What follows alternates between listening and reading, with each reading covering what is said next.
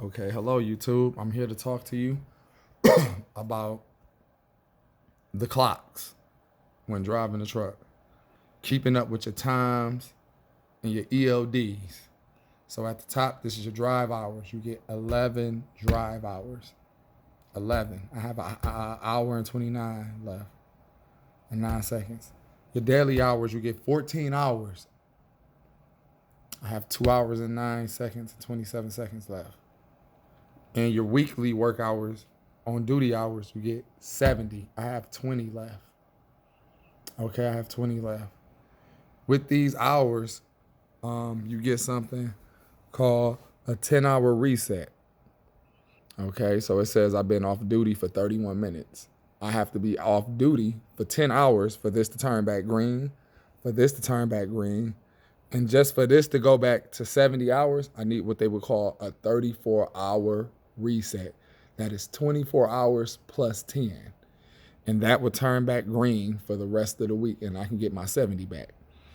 You do not want this to turn red. You do not want to be in violation because, for one, it could cause your supervisor to write you up. For two, okay, we're gonna do this backwards. For one, if you get pulled over by the police, that's a ticket. You get pulled over by DOT, that's a ticket. That can cause for inspections and anything else. That's a ticket. You don't want that. And then you can't move the truck. So now you stuck and your supervisor got to come get you. Also, two, that could cause a write-up or anything else because you're in violation and you have to pay attention to these clocks. And with these clocks, if you don't have enough time, you can't drive. Either your supervisor got to come get you, or you could be nice like this and have a nice hotel room. Just joking around though, but no, you have to keep in mind that your clocks is important and you want to keep up with it. When people see your clocks, they want to see a 10-hour reset when you go to work. That means that shows the police you had 10 hours of resting time. They want to know you've been rested to drive this truck. You're not sleepy, you're not dozing off, causing accidents. You're rested, okay, because you got 11 hours of driving, 14, and however many other hours to work for the rest of the week. But these clocks for the day, them two clocks right here, must be green for the next day. So you continue on to do what you need to do. And to have that, it's a 10-hour reset.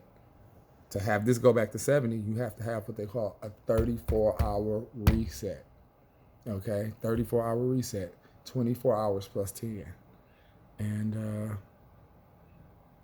let's look at your grids. This is another thing, view your grids.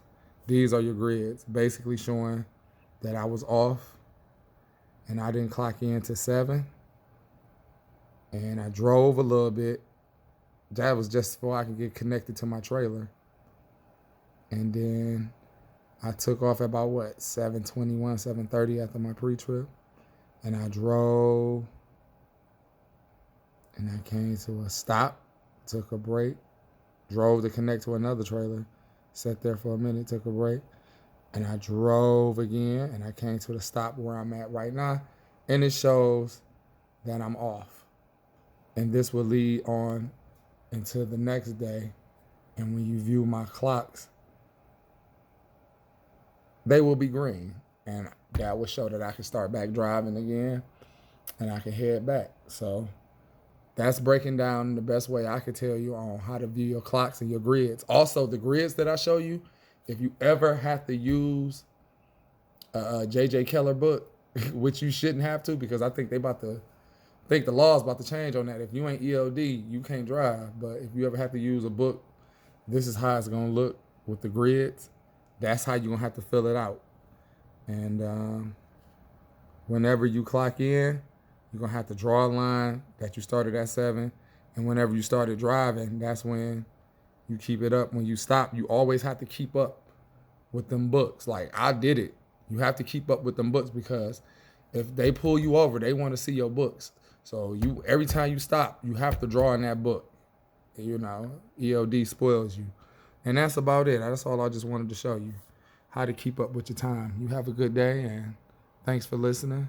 And that's my best way to explain it. And have a good one.